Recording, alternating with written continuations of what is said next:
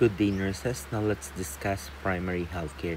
When we say primary healthcare, this is essential healthcare and it is made universally available. Ibig sabihin, made universally available, hindi lang siya sa Philippines matatagpuan or makikita. Okay? Nakikita ang primary healthcare in the whole world. Pag sinabi natin essential healthcare, ito yung kailangang ibigay. Bakit siya naging essential healthcare? Dahil ito yung tinatawag nating first contact. Okay? Dapat ito daw yung unang puntahan, okay, ng mga pasyente na nangangailangan ng tulong regarding sa kanilang mga kalusugan. So kapag may karamdaman ka, may sakit ka, kailangan primary healthcare ang una mong pupuntahan. Okay? So yan si primary healthcare. Paano ba nag-start ang primary healthcare in the Philippines or in the whole world? Okay, balikan natin yung history. Okay, paano nag-start? Meron ginawang conference. Okay, merong ginawang conference. This is the first ever conference regarding primary healthcare. And anong tawag dun sa conference na yun? That is the Alma-Ata Conference. Okay, the Alma-Ata Conference. This is the first ever conference for primary healthcare. So, etong conference na ito, dito na i-discuss kung ano ba yung mga kailangan gawin, ano yung nilalaman, ano yung goal at objectives ni primary healthcare. Okay, kailan ginawa or kailan ginanap itong conference na to? Noong September 6 to 12, 1978. Okay, September 6 to 12, 1978. Saan? Sa may Alma-Ata. Alma-Ata, USSR, or also known as the Kazakhstan. Okay, then sino ang nag-organize nitong conference na ito? The WHO or the World Health Organization and the UNICEF. Sila yung organizer itong conference na ito. Okay? Tapos, merong ipinadala. May representative ang Philippines. Sino yun? Si Dr. Dizon and Dr. Villar.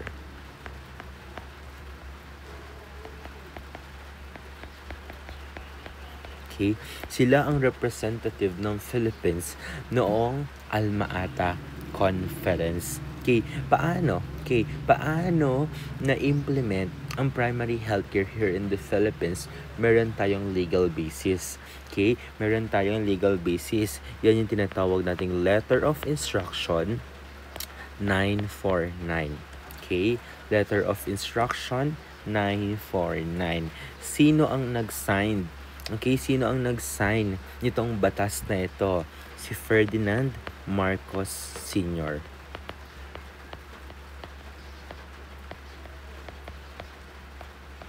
Okay, kailan na-implement ang ating kailan na-sign ni President Marcos itong legal basis noong October 1979. Okay, so dyan nagsimula ang primary healthcare. Okay, sa primary healthcare natin, meron tayong two core principles. We have the partnership with the people and empowerment, mnemonic PE. Okay, pag sinabi natin partnership with the people, dapat makipag-partner daw tayo sa mga tao. Hindi dapat sinasarili ng mga nurse yung mga gawain. Okay, it should be a partner. Okay, a partnership. Okay, it should be dalawa sila ang gumagawa. Okay, it should be an active community participation. So, dapat may participation ang mga community people. Hindi dapat nurse lang ang gumagawa. Aside from that, empowerment. When we say empowerment, this is the transfer. Okay, transfer of us. Okay, what is us? Attitude, skills, and knowledge. Pag transfer natin yung attitude, yung skill and knowledge na meron tayo, okay, so later on, yung ating mga community people, hindi nalalapit sa atin para humingi ng tulong.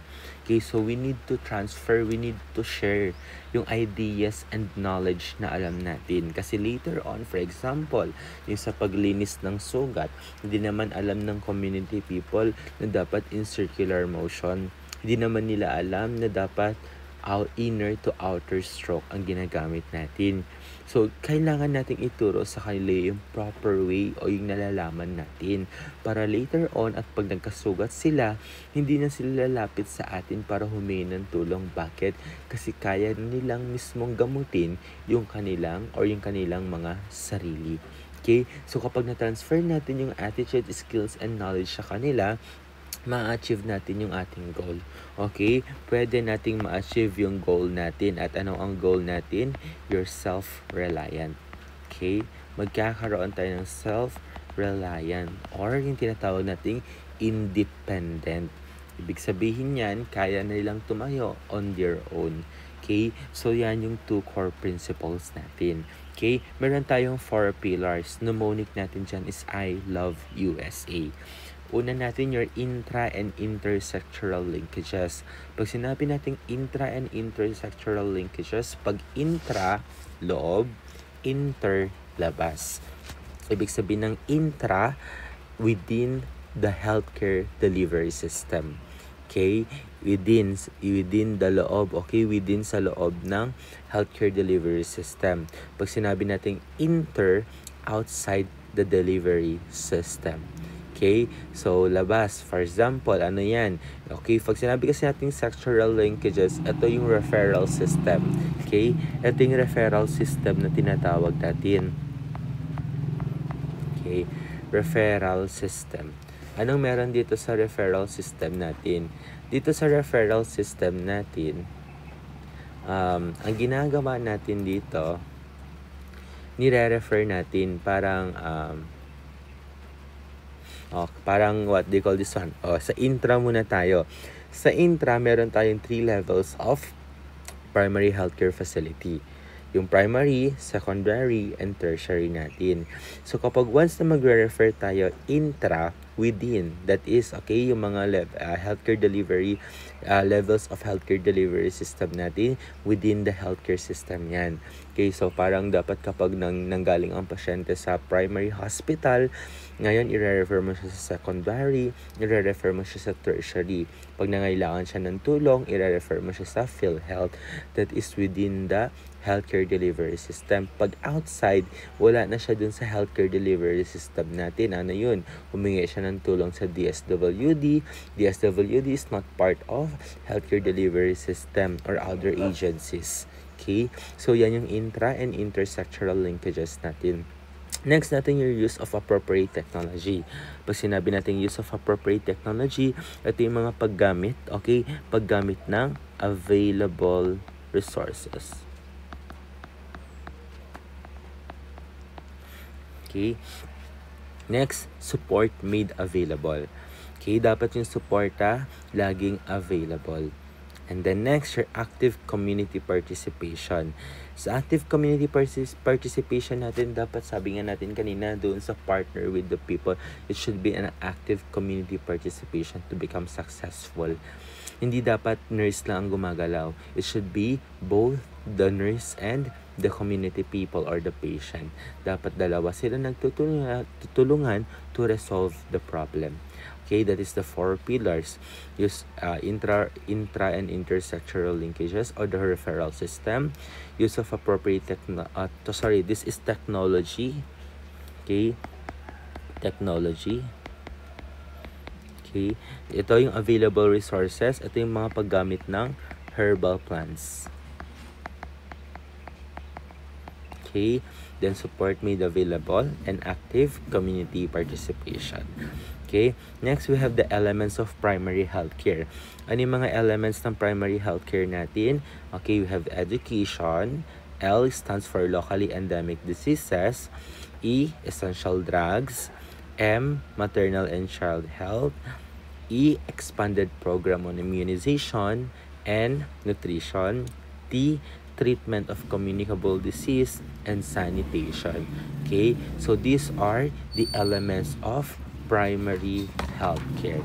Okay, ibig sabihin, ito yung mga programs, okay, programs and activities, okay, programs and activities na under sa primary healthcare natin. Okay, we have elements na mnemonic.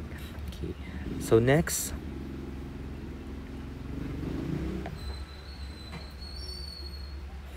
characteristic of primary healthcare activities. Okay, ano yung characteristic natin? Meron tayong 4 A's. Okay, ano yung 4 A's natin? A, accessible. Okay, dapat daw accessible. Okay, paano natin masasabi na accessible ang isang or ang activity? Okay, paano natin masasabi na accessible? Una, kapag ito ay within 3 to 5 kilometers. Okay, within 3 to 5 kilometers, accessible na yan. More than that, hindi na yan accessible. Aside from that, dapat daw 30 minutes walk. Okay, dapat 30 minutes walk lang yung location, okay, nung ating barangay station, yung ating hospital, RHU. Okay, dapat andyan lang siya within 30 minutes walk or 3 to 5 kilometers. Pag within ganyan ang range niya, that's already accessible. Kapag more than that, hindi na siya accessible. Next, it should be available. Always available 24/7. Next, acceptable. It should be acceptable in the community people. Okay, dapat yung mga interventions na ginagawa natin acceptable para sa mga community people. Okay, for example, yung kanilang mga meron silang mga culture and beliefs, kailangan hindi natin naaapakan yung mga paniniwala nila. Okay, dapat acceptable pa rin sa kanila yun. For example, yung paggamit dun sa may mga Jehovah Witnesses, okay, 'di ba bawal sila gumamit ng blood transfusion? Huwag na nating i-initiate, huwag na nating ipagpilit sa community na gumamit ng blood transfusion kung alam naman natin na ang community people or most of the community people ay JHW. Okay, next, it should be appropriate. Dapat appropriate siya. Ibig sabihin ng appropriate, for example, si patient, ang sakit niya ay hypertension, huwag natin siyang bibigyan ng or ng oral hypoglycemic agent. So, dapat appropriate yung intervention. Kung hypertension yan, dapat bigyan natin siya ng anti-hypertensive medication. Kung anong problema at anong kailangan ni patient, yun dapat yung binibigay natin. Okay, that should be appropriate. Next, the levels of primary healthcare worker. Okay, so meron tayong dalawa, your village and intermediate. Okay, pag sinabi nating village, these are referred to trained community health workers or yung tinatawag nating auxiliary volunteer. Okay, pwede din dito yung mga traditional birth attendant and the healer natin. So, basta kapag once na village ang pinag-uusapan class, si village, ito yung mga without license. Okay, wala silang mga lisensya. Barangay health worker, yung birth attendant natin, yung healer natin, ito yung mga example ng village worker. Pag sinabi naman natin intermediate, ito yung may mga license. Okay, licensed professional, katulad na lang ng doctor, nurses, midwife. Okay, so ito yung mga example natin ng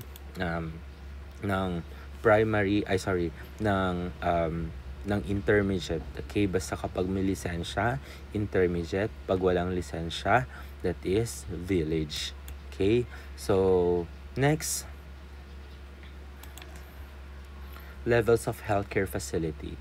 Okay, levels of healthcare facility. So, sa levels of healthcare facility natin, meron tayong tatlo. Okay, so first natin your primary. Pag sinabi nating primary, devolved to the cities and municipalities. Okay, usually dito, healthcare provided by the center's physician, primary healthcare, midwives, healer, Okay, and barangay health workers. Ano yung example natin dito? Barangay health station, rural health unit, community hospitals, health center, and the puericulture centers. Okay, so these are the example of your primary level. Okay, so yan, basta kapag primary, dyan si barangay health station, si ating rural health unit. Okay? So kapag sinabi nating class, your puericulture, dito yung mga services na pinaprovide nila yung mga care for infants, children, and mothers.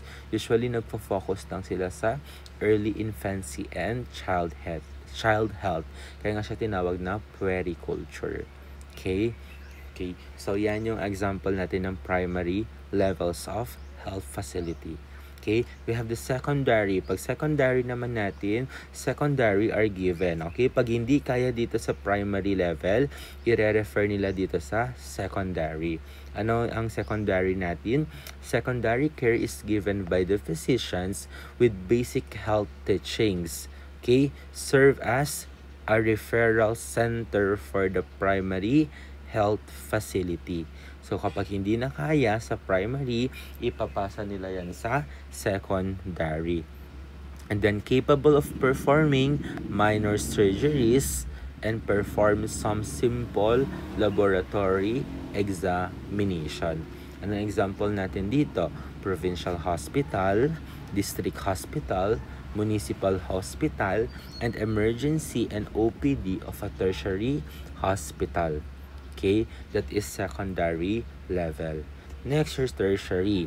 Pag tertiary naman natin, care dito, nire-refer yung mga hindi na kaya sa secondary. Okay, kapag hindi kaya sa secondary, i-refer nila sa tertiary. Okay, so usually tertiary care is rendered by specialists in health facilities. Okay, referral center for the secondary care facilities. Complicated cases, intensive care requires tertiary care. Anong example natin dito? Regional health services, national health services, medical centers, and teaching and training hospital. Ang example natin dito, CVMC, Your Lung Center of the Philippines, Heart Center of the Philippines, St. Luke's. Okay, these are examples of your tertiary hospital. Okay, so these are the levels of primary healthcare facility. Now proceed tayo sa ating maternal health program.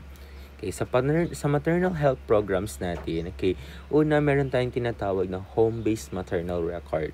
Okay, sa home-based maternal record natin, okay, dito nakalagay kung makikita ninyo kung may mga magulang kayo or meron kayong mga tita or meron kayong mga kapatid na kapag once na nagpapa-check up sila, may hawak-hawak silang pink na booklet.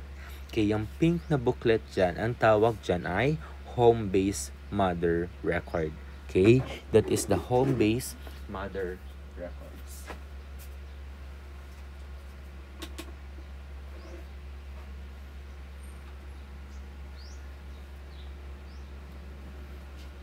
Anong meron sa home-based mother record natin? Okay, dito sa home-based mother record natin, naka-indicate dito yung mga assessment na gagawin natin or yung mga findings sa assessment natin. Okay, ano yun? Example. First natin kapag ikaw ay normal. For example kasi, may assessment dun. Dun sa assessment, okay, titignan nila kung ano yung mga risk, okay, risk ng pregnancy mo. Okay, titignan nila yan. For example, ikaw ay below 5 feet, ibig sabihin at risk na yan. Kaya at risk na. Bakit? Kasi kapag maliit ka, maliit din yung lalabasan or yung dadaanan ni baby, yung pelvis mo. Okay, yung pelvis ng babae, pag maliit, maliit din. So, ang tendency, hindi makalabas si baby kasi baka mas malaki yung ulo ni baby kaysa sa pelvis mo. Okay, that is at risk na. Next, below 18 years old and above 35 years old. Pag below 18, ganun din. Dahil masyadong bata pa, baka maliit lang din yung pelvis. Next, pag above 35 years old, masyado nang matanda, baka weak na yung uterus. Okay? Next, have 4 pregnancies. Okay, have 4 pregnancies. Marami na siyang beses na nabuntis. Then, last baby born, less than 2 years. Dapat kasi class, pag the ideal, okay, ang ideal natin, dapat above 3 years. Ang ideal ng gap ng pagbubuntis. Bakit? Kasi within 3 years, fully healed na yung uterus. Okay? Kapag 2 years yan, hindi pa siya fully healed. Kaya mas ideal na dapat may 3-year gap ang pagbubuntis. Then, history of 2 or more abortions. Okay? Ito na yung tinatawag natin na incompetent cervix. Okay? Dito na yan. So, ngayon, kapag na-assess ka na, that's the time na i-categorize nila yung pregnancy mo. Una, kapag ikaw ay normal. Pag normal ka, ikaw ay healthy pregnancy.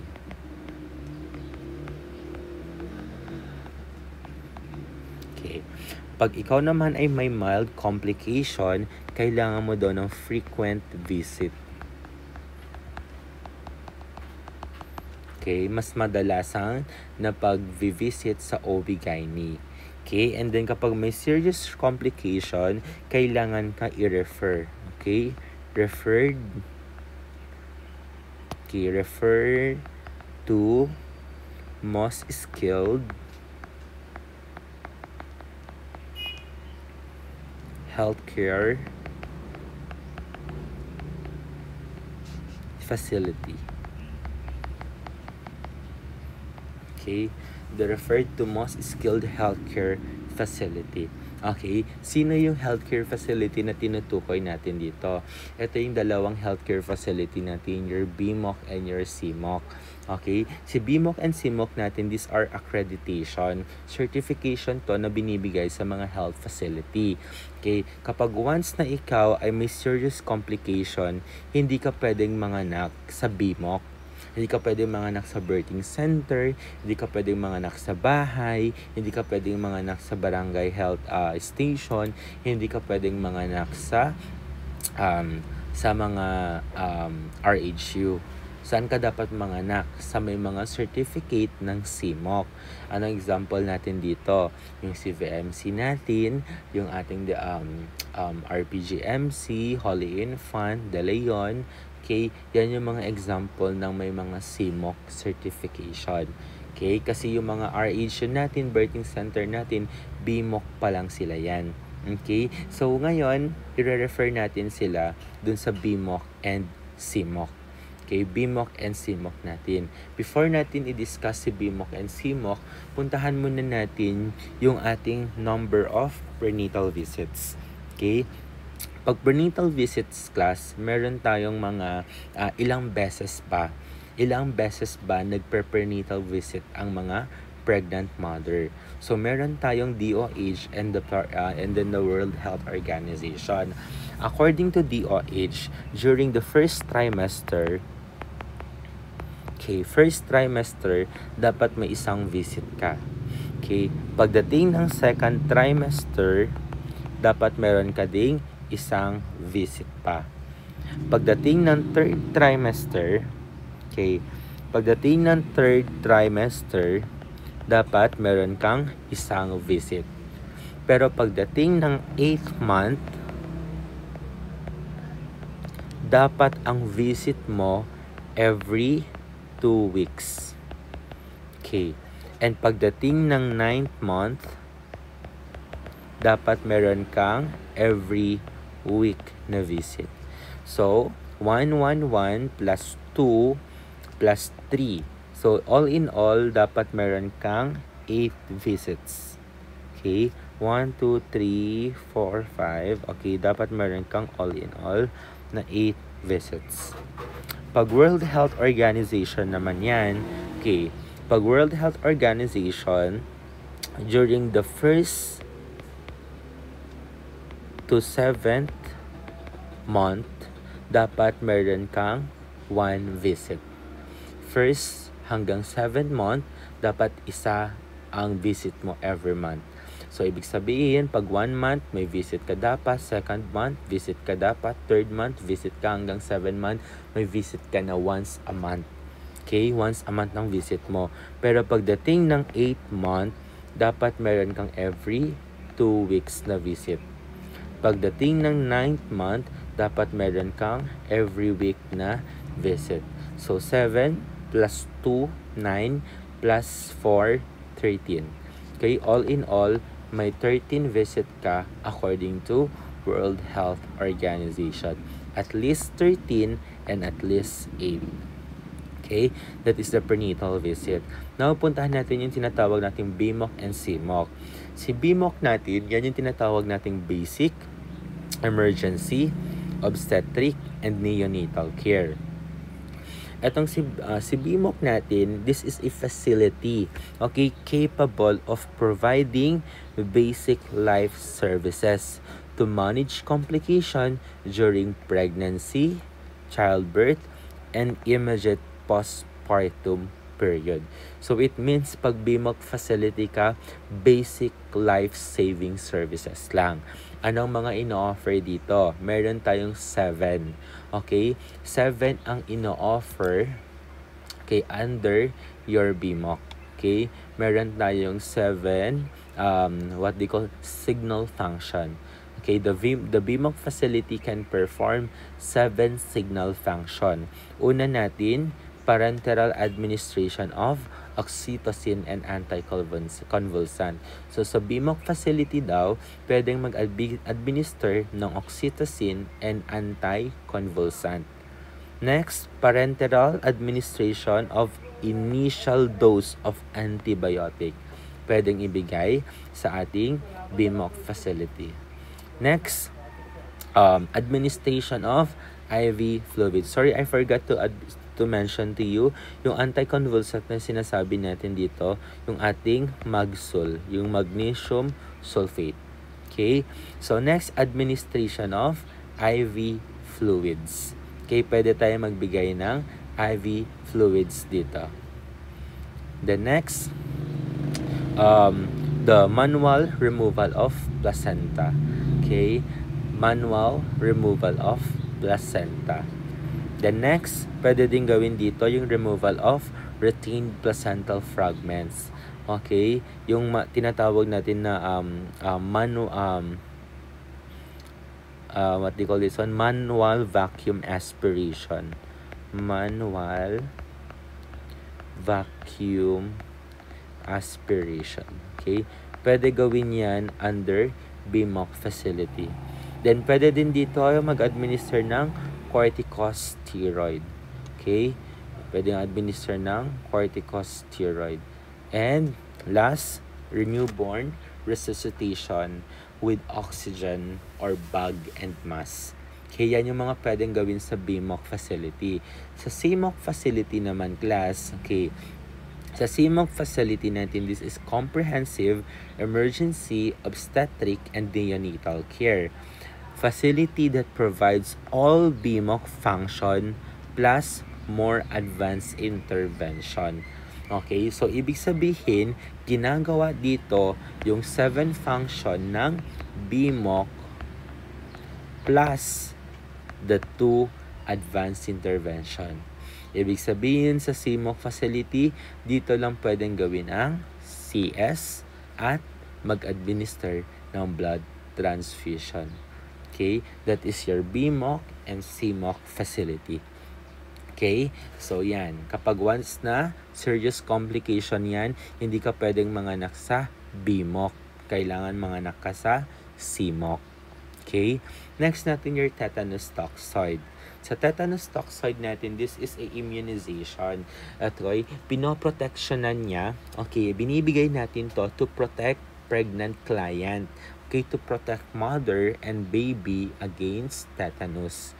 Okay, so again, si tetanus toxoid natin is a inactive vaccine that protect against tetanus and potentially fatal caused by Clostridium tetani. Ibig sabihin, yung sakit tetanus, pinoproteksyonan sa tetanus. Ano yung microorganism na nagkakos ng tetanus? It's Clostridium tetani. Okay, si Clostridium tetani is a bacteria that produces neurotoxin affecting the nervous system.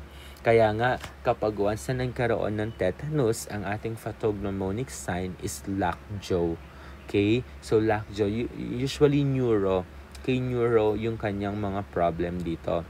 Para lang din siyang nakagat ng aso, parang ganun, na kailangan switch off yung light, walang maingay. Ganun yung mga pasyente natin na infected ng tetanus.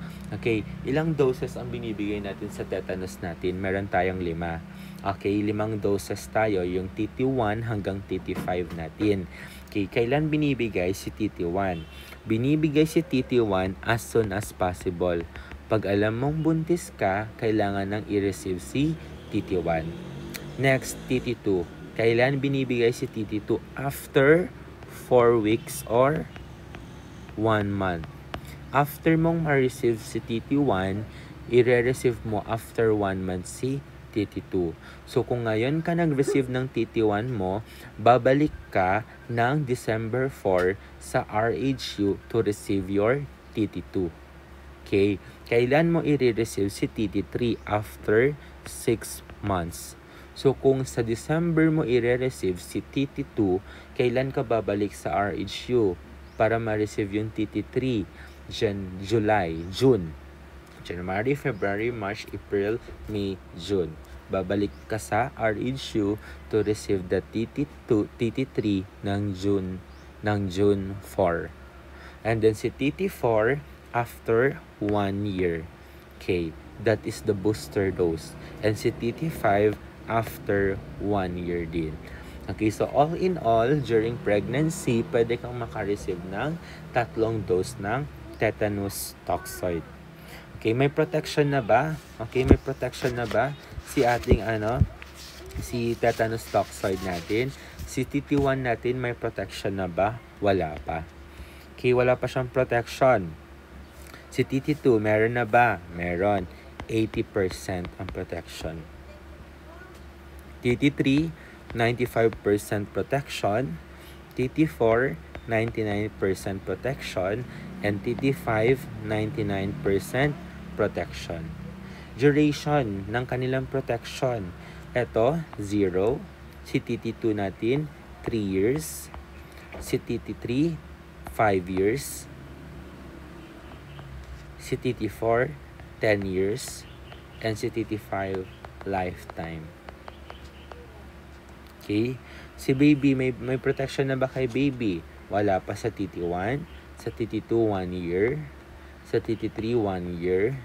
Sa TT4, 1 year. At sa TT5, 1 year. Okay? So, yan yung tetanus toxoid natin. Next, proceed naman tayo sa micronutrient. Okay? Proceed tayo sa micronutrient natin. Okay, sa micronutrient natin, class, meron tayong 2 micronutrients na binibigay. Yung vitamin A and the iron supplement. Okay, si vitamin A natin, class, kaya natin binibigay yan. Ang purpose niya, una, to prevent night blindness. Okay, para ma-prevent yung night blindness. Second one, to decrease resistance to infection. And third one, increase risk of severe illnesses, death from measles and diarrhea. Kasi si measles natin, class, meron yan usually na complication na eye. Okay, may problem yan, may complication yan sa eye. Kaya kapag nagbibigay tayo ng vitamin A, okay, na decrease natin yung risk, okay, or yung severity yung sakit na measles. Okay, usually si vitamin A natin, class, nagbibigay tayo ng 10,000 IU or international unit. Usually binibigay natin to twice a week. Okay, twice a week starting on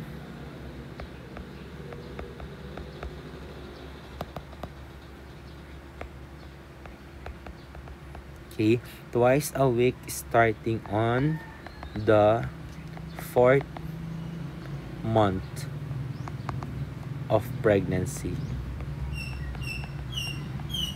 Okay, twice a week starting on the 4th month of pregnancy. So, ibig sabihin, mag-i-start lang tayo magbigay ng vitamin A 4 months and beyond. Pag yan ay less than 4 months, hindi natin pwedeng ibigay. Bakit? Si vitamin A kasi natin class, inactive form yan. Kailangan niya pa ma-convert into retinoic acid. Okay? Kailangan niya ma-convert into retinoic acid. Si retinoic acid, yan ay active form. Siya yung maa-absorb sa ating katawan. So, ngayon, pag nag-take ka ng vitamin A, hindi pa yan ma-absorb sa katawan. Kailangan niya munang maging active form, mako-convert siya into retinoic acid. Pag naging retinoic acid na siya, class, itong retinoic acid natin can cause overstimulation or suppression, okay, of gene. Okay, masusuppress or ma-overstimulate yung gene. Remember, pag less than 4 months yan, dyan nangyayari yung organogenesis natin, yung formation ng organ ng mga bata. So, ang tendency, pag nagbigay ka ng vitamin A, isusuppress niya ngayon yung ating oncogenesis. Okay, or sorry, yung organogenesis.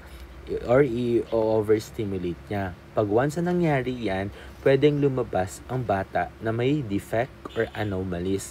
Pwedeng kulang ang isang part or pwedeng sumobra ang part ng katawan niya. Okay? So, kailangan magbibigay tayo ng vitamin A 4 months and beyond. Next, your iron supplement. Si iron supplement natin, nagbibigay tayo 60 mg or 400 microgram tablet daily. Okay, usually, ni-start natin yan ng 5 months until 2 months of postpartum. Okay, 2 months postpartum. Okay, so yan si iron supplement. Now, proceed tayo sa recommended schedule of postpartum care visit. Ano yung recommended natin? Kapag first week yan, okay, unang visit mo sa OB mo, first week, okay, ng postpartum mo. Usually, 3 to 5 days postpartum. Bakit? Para ma-check yung bleeding, ma-check yung smell kung meron bang infection. Okay, next, second visit mo, 6 weeks postpartum. Okay, 6 weeks postpartum, babalik ka after mo mga anak, after 6 weeks, doon na yung balik mo kay OB mo. Bakit? Bakit 6 weeks? Usually kasi class, yung ating uterine involution, okay, yung uterine involution, dito nangyayari after 4 weeks. Pag wala pang uterine involution after 6 weeks, ibig sabihin may disorder ka na. Yun yung tinatawag natin na uterine atony. Hindi na bumalik sa normal na shape at size yung uterus. Okay? That's already a complication. That's already abnormal. Okay? That is the recommended schedule for postpartum care visit. Okay? So, next natin, diagnostic test. Okay, yung diagnostic test natin, your Benedict's and acetic acid test. Okay, first natin your Benedict's test. Si Benedict's test, ginagawa yan, class, to detect the presence of sugar. Okay, to detect the presence of sugar in the urine. Okay, ang sample na ginagamit natin dito is urine. Anong technique? Your second voided urine. Paano ginagawa to? Una, papaiihiin mo si patient. Okay, iihi si patient. Pag once na umihi siya, bibigyan mo siya ng 1 glass ng tubig. Bibigyan mo siya ng 1 glass ng tubig. Pag once na nabigyan mo siya ng 1 glass na tubig, hihintayin mo ngayon na makaihi siya. Pag nakaihi siya, yun kukunin mo yung specimen niya or yung ihi niya para gamitin natin sa Benedict's test. Kaya siya tinawag na second voided. Kasi yung pangalawang ihi ang kukunin natin. Una, sa Benedict's test, we need to get the urine. Bakit? Kailangan natin makita or i-check yung presence ng sugar. Pag yung ihi niya may sugar, ibig sabihin si patient ay may gestational diabetes mellitus. Okay? Meron siyang gestational diabetes mellitus. Paano ginagawa si Benedict's test natin? Una, pag Benedict's test yan, kailangan natin ng 5 ml ng Benedict's solution. Okay, kailangan natin ng 5 ml na Benedict's solution. After mo magkaroon ng 5 ml na Benedict's solution, ilalagay natin yan sa test tube. Okay? Ilalagay natin yan sa test tube. After mong ilagay sa test tube, kailangan mo ipahit. Ipapainit mo yan for 5 minutes. Okay? Pag once na napainit mo yan 5 minutes, next mong gagawin, okay, kailangan natin ilagay na yung urine. Kailangan mo nang ilagay yung ihi. Ilan ang kailangan natin na ihi? Usually 8 to 10 drops of urine. Okay, 8 to 10 drops. After mo makalagay ng 8 to 10 drops, ipapainit mo ulit yung sample. Okay, yung specimen. Pag napainit mo na, mag-iiba yung kulay niya. Ano yung magiging kulay niya? Roy GB. Okay, magiging Roy GB siya. Okay, una, blue, green, yellow, orange, and red. Okay, pag once na blue yan, ibig sabihin, that's normal. 0 yan. Walang sugar sa ihi niya. Bakit? Yung Benedict's solution natin, class, is color blue in nature. Okay, kulay blue yung si Benedict's solution. Kaya kapag nag-turn yan sa color blue, ibig sabihin, 0.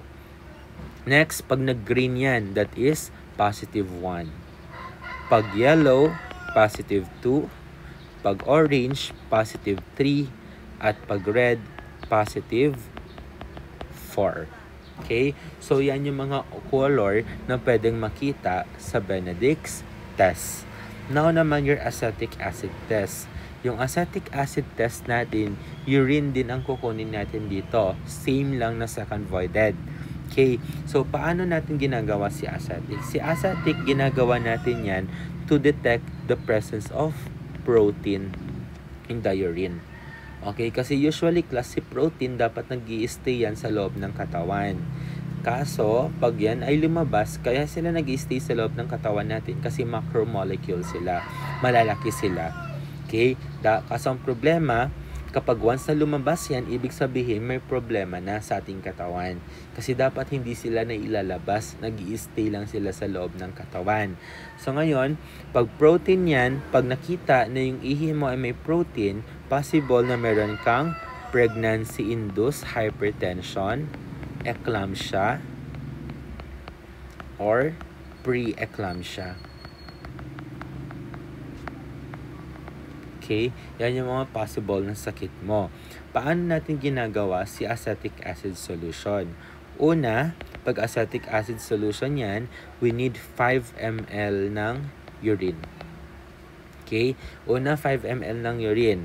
Kapag may 5 ml ka na ng urine, ilalagay mo yan sa test tube. Then next, ipapainit mo yan for 5 minutes. Pag napainit mo na siya after 4 5 minutes, maglalagay na tayo ng acetic acid solution. Usually, ang nilalagay natin, 2 to 3 drops. Okay. Pag may 2 to 3 drops ka na, ipapainit mo ulit. Pag pinainit mo, magbabago yung color niya. Okay. Una, pag yan ay 0, okay. Pag 0 or positive 1, that is clear. Okay? Clear. Ibig sabihin, no traces of protein.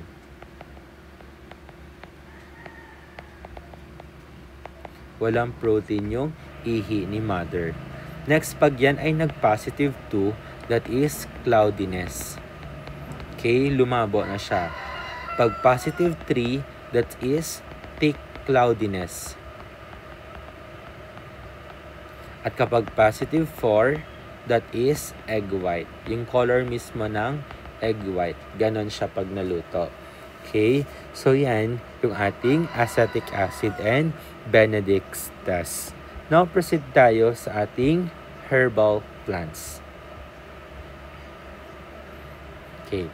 Herbal medicines natin.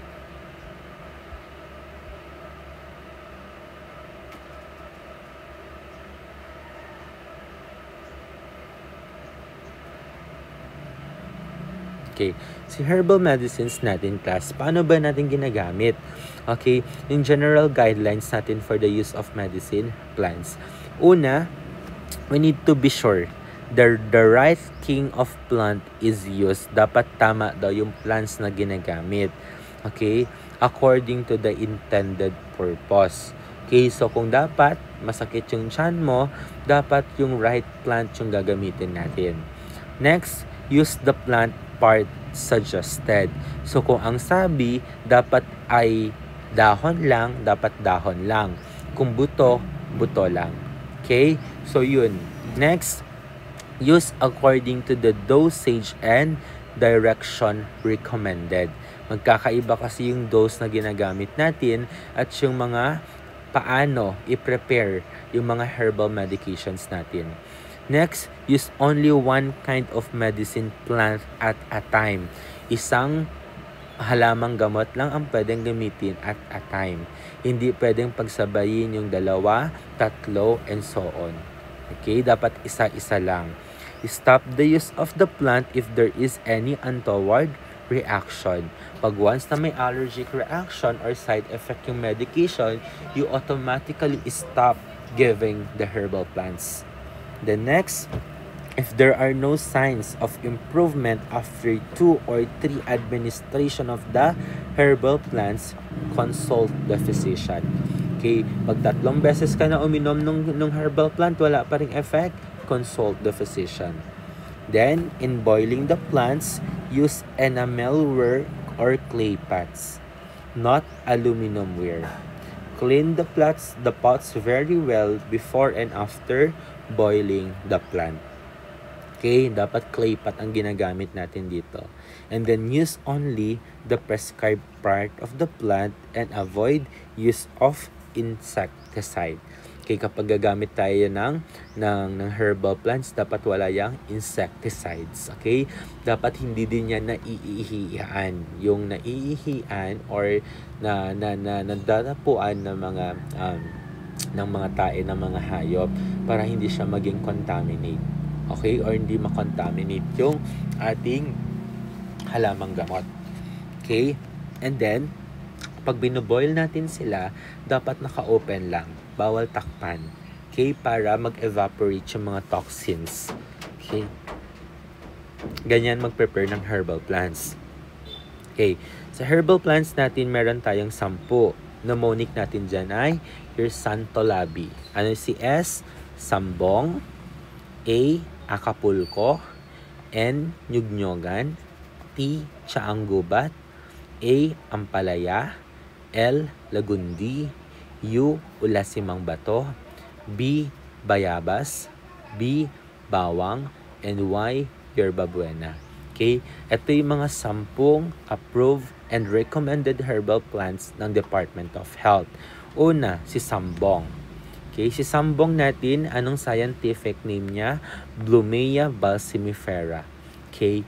Okay, si Sambong natin para saan yan? Diuresis. Okay? For swelling and anti-urolithiasis. Kung may bato ka sa kidney mo, ito ang pwede mong inumin. Pag ikaw ay may edema, okay, nagmamanas ka, ang pwede mong inumin ay Sambong. Paano gamitin si Sambong natin? Cleanse thoroughly. Okay? And chop leaves. Boil into 2 glasses of water for 15 minutes.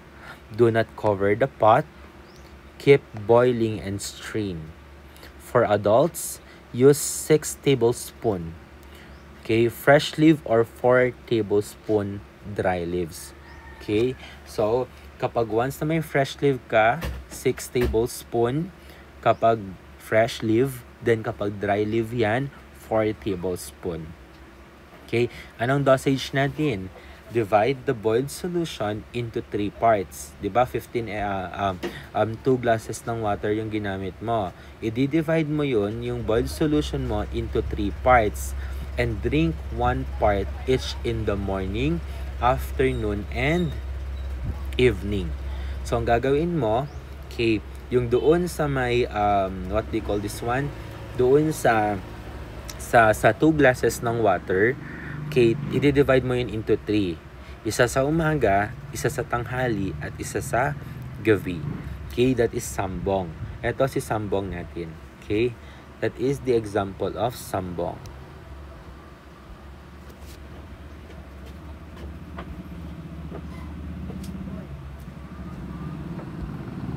Okay, ito si sambong natin. Yan. Yan. Yan si sambong. Next natin, we have your Acapulco. Ito naman si Acapulco natin. Okay, Acapulco.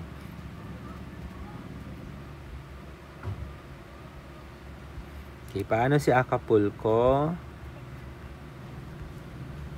Okay.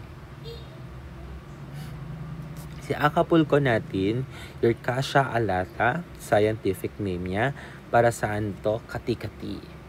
Okay, sa mga kati-kati. Okay, kati-kati. Okay, so paano natin ginagamit ito? Okay, ginagamit natin to, squeeze enough leaves. Okay, yung leaves niya, i-squeeze mo yun. And then, paano? Administration niya, cleanse wound with the solution 2 times a day. To use as a mouthwash, use a lukewarm solution. Okay, and then administration, apply the juice of the leaves on affected part twice a day. Okay, so kung yung katas daw ang gagamitin, i-apply natin yun twice a day. Okay, the next your nyug-nyogan. Ito naman si example ni nyug-nyogan ninyo. Okay, yan si nyug-nyogan. Your Quisqualis indica. Okay, para si saan si Quisqualis indica? For ascaris. Okay, ito yung mga for anti-helminthic natin. Okay, this is anti-helminthic. Okay, yung sa may mga bulati. Okay, bulati sa tiyan. Okay, paano natin ginagamit to? Yung seeds ang gagamitin natin. Okay, eat the seeds 2 hours after supper. Okay, 2 hours after supper. Okay, yun. Anong dosage niya? Kapag adult, 8 to 10 seeds ang gagamitin. Pag 7 to 12, 6 to 7. Pag 6 to 8, 5 to 6 seeds. Okay? So, yan yung gagamitin natin na dosage for nyug-nyogan. Okay? Next, your Chaang Gubat. Si Chaang Gubat, ito yung example ng Chaang Gubat natin. Okay, para saan naman si Chaang Gubat? Ang scientific name niya, Heresia microphylla lam. Okay, for stomach ache. Pag may mga sakit ang tiyan. Paano ginagamit si Chaang Gubat? Cleanse thoroughly and chop leaves and boil into 2 glasses of water for 15 minutes. Do not cover the pot. Keep cooking and strain. For adult, 6 tablespoons fresh leaf and 2 tablespoons dry leaf. For patients 7 to 12 years old, use half the adult dosage. Okay? And divide into 2 parts and drink 1 part every 4 hours. Okay? So, yan si Chaang Gubat. Next, your ampalaya. Lower the blood sugar level. Okay? Para sa may mga DM. Okay? Your Momordica Charancia. Okay? So, for diabetes mellitus, okay, preparation, cleanse the leaf thoroughly and chop. Measure 2 cups of leaves into 2 glasses of water. Boil for 15 minutes. Low fire lang dapat. And then drink 1/2 glass 3 times a day before eating. Okay? Yan si ampalaya natin. Next, your lagundi, your Vintex na gundo. Okay? For cough naman to and asthma. Preparation, cleanse the leaves thoroughly and chop. Measure 2 cups of water and boil on a low fire for 15 minutes.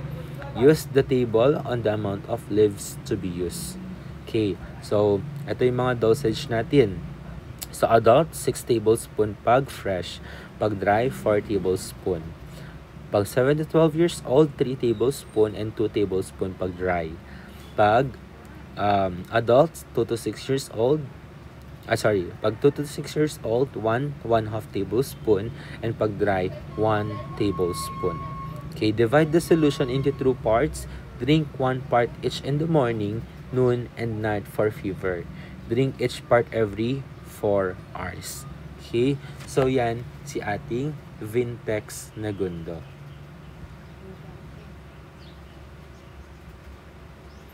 Okay, next. Yung ulasimang bato. Okay, ulasimang bato or the pansit-pansitan. Okay, your Peperomia pellucida. Lower uric acid. Okay, for gout and arthritis. Okay, preparation. Cleanse the leaves thoroughly. Eat 3 times a day with meals. So, kinakain siya. Okay, decoction. Cleanse the leaf thoroughly and boil 1/2 glass of leaf into 2 glasses of water for 15 minutes. Then divide into 3 parts. Pwede siyang kainin at pwede siyang pakuluin. Okay, ulasimang bato.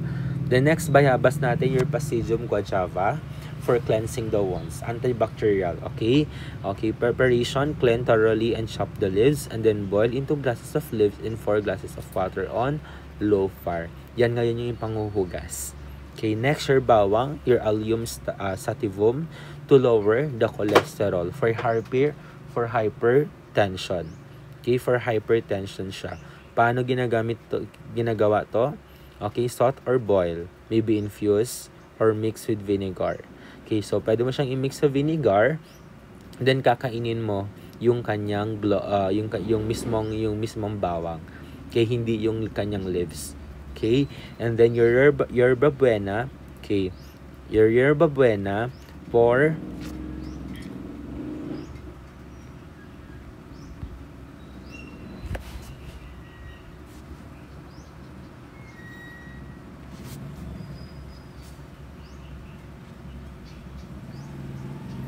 yan si yerba buena natin. Si yerba buena, your Mentha cordifolia o Pis excrescens. Okay, for pain, for body pain naman to. Paano ginagawa to? Cleanse thoroughly and chop the leaves, then boil into 2 glasses of water for 15 minutes. Do not cover the pot, allow to cool, and strain. For adults, 6 tablespoons of fresh leaves or 4 tablespoons of dry leaves should be used. For patients 7 to 12 years old, use half of the adult dose. And then dosage niya, divide the boiled solution into 3 parts and drink 1 part each in the morning, afternoon, and evening. Then squeeze the fresh leaf and place on the painful part. Okay, that is yerba buena. Now proceed tayo sa ating Republic Act 7160, also known as the Local Government Unit Code or the Devolution Code. Okay, anong bang meron kay RA 7160? All structure, personnel, budgetary allocation from the local government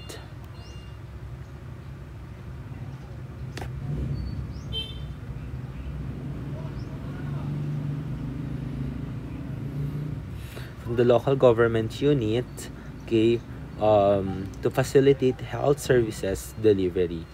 Okay, so usually ginagawa ito, okay, na-implement si LGU code natin or yung devolution code natin, okay, for the allocation from the provincial health level down to barangay. Para may control ang ating LGU at para mabigyan ng healthcare services yung pinaka nasa laylayan. Okay, so una, we have the national, mahati yan sa national. Si national natin, that is Department of Health. Okay, si DOH yan. Okay, Department of Health. Ibababa yan sa regional. Si regional, mahati yan into 2, provincial and municipal. Sa provincial natin, meron tayong tinatawag na provincial health boards. Okay, sino ang chair doon? Si governor. Sino ang vice chair? Provincial health officer.